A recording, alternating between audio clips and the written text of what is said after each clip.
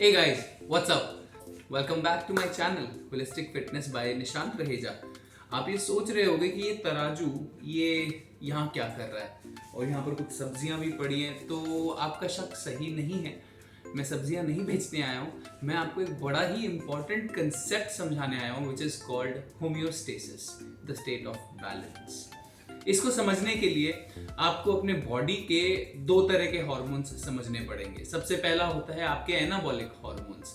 Anabolic hormones like insulin, testosterone, growth hormones, ये सारे आपके एनाबॉलिक हार्मोन हैं। ऑन द कॉन्ट्रेरी, जो आपके कैटाबॉलिक हार्मोन्स हैं, जैसे आपके स्टेरॉइड्स हो गए, बॉडी में स्टेरॉइड्स होते हैं, थायराइड हो गया, ग्लूकागन हो गया, these are catabolic hormones. Catabolic मतलब break down. Catabolic hormones are those जो ब्रेक डाउन कॉज करते हैं, एनाबॉलिक हार्मोन्स आर दोज जो गेन कॉज करते हैं। इतनी बात समझ में आ गई?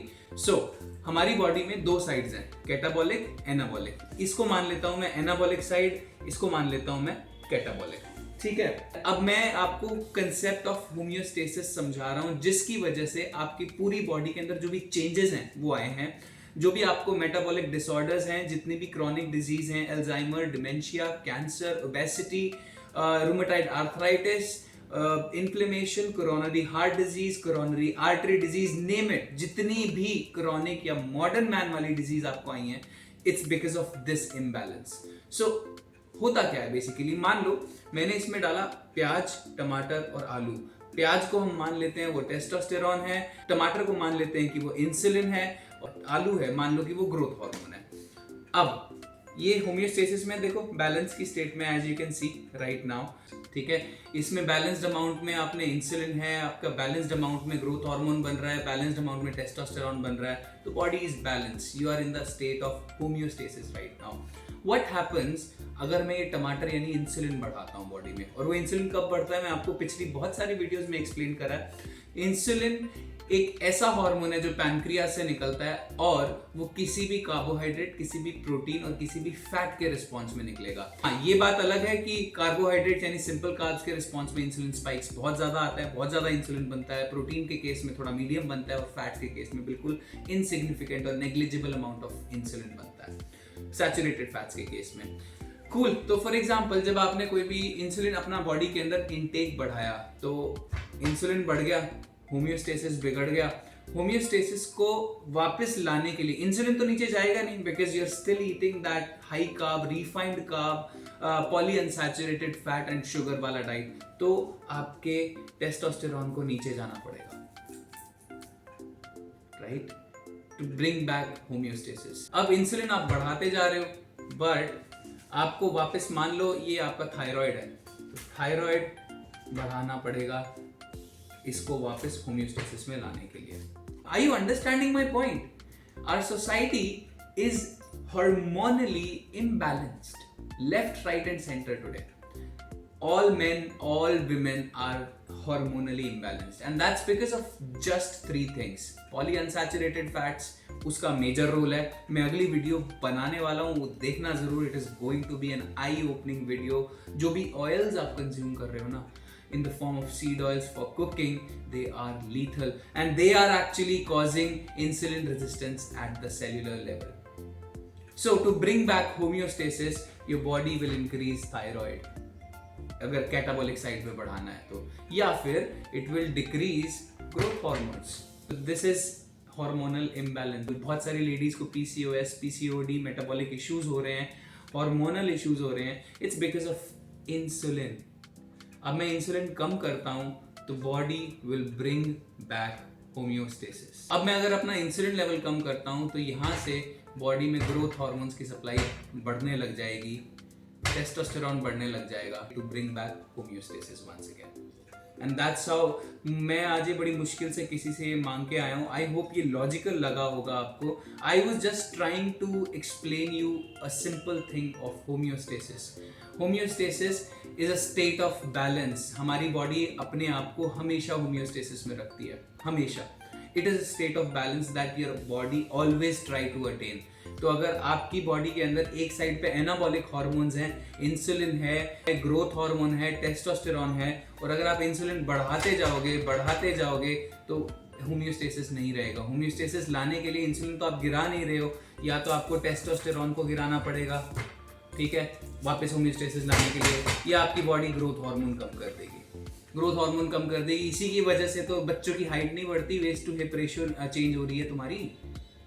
कम on, you are hormonally imbalanced. अपना टमाटर संभालो, आई मीन अपना इंसुलिन संभालो। एंड इधर से इस साइड से बैलेंस करने के लिए इन चीजों को ऊपर या नीचे जाना पड़ता है to compensate for this side. तो आपके क्या हो रहा है बेसिकली, अल्टीमेटली क्या हो रहा है, आपके जितने भी कैटाबॉलिक हार्मोन्स हैं, थायराइड हो गया, आपके स्टेरॉइड्स होएगा, they are going up. Thyroid, hypothyroid, hyperthyroid आपको क्यों होता है? It's because of this imbalance in your body. So take care of your insulin. That's what I wanted to say today. And soon my research is going to complete on polyunsaturated fatty acids and how these oils are lethal and the primary reason for insulin resistance at cellular level. आंखें खुली रह जाएंगी, बहुत चक्के हो जाओगे, जो data अभी मेरे पास है। अगली वीडियो मैं बहुत जल्द शूट करने वाला हूँ and it is going to be so amazing for you. I hope आपको ये होम्योस्टेसिस का कंसेप्ट समझ में आया। मैंने इसे थोड़ा यूनिकली करने की कोशिश करी थी, अगर नहीं आया हो तो मैं आपको फिर से एक बार समराइज कर देता हूँ। ये साइड है एनाबॉलिक साइड, इसके अंदर है ग्रोथ हार्मोन्स, इंसुलिन और टेस्टोस्टेरॉन। ये साइड है कैटाबॉलिक, इसके अंदर है थायराइड, ग्लूकागन और स्टीरॉइड्स। ये इनका काम है ब्रेक डाउन का, इनका काम है इंक्रीज का।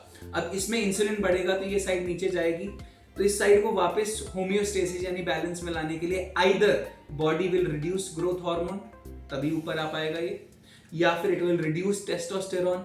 लोगों को आजकल इरेक्टाइल डिस्फंक्शन जैसी बीमारी हो रही है, it is due to reduce testosterone. Insulin बढ़ा हुआ है तुम्हारा, तो इंसुलिन को कम करोगे तो वैसे भी होम्योस्टेसिस में आ जाएगा।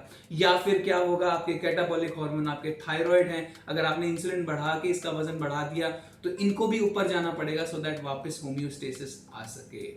You are hormonally imbalanced homo sapiens today. Fix your insulin and the primary reason, the root cause of all these issues is insulin.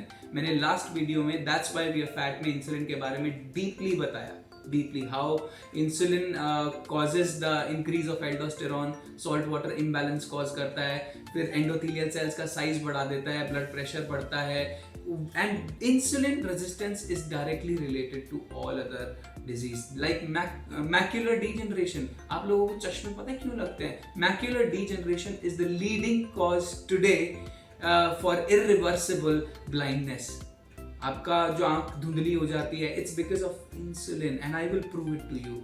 I will correlate the data कैसे 18th century के अंदर कोई cases नहीं थे and अब इस time पर हमारे so many fold increases in the diseases and all because of three things: polyunsaturated fat यानी vegetable seed oils, sugars, refined carbs। बस ये तीन, जिसमें refined carbs का contribution फिर भी कम है, इसका 20-25% है, पर मेजर जो contribution है that is PUFA, polyunsaturated fatty acids। जितने भी Saffola, canola, soybean oil, seed oils आप यूज कर रहे हो ना, they are lethal to your body and they are causing once again insulin resistance at cellular level.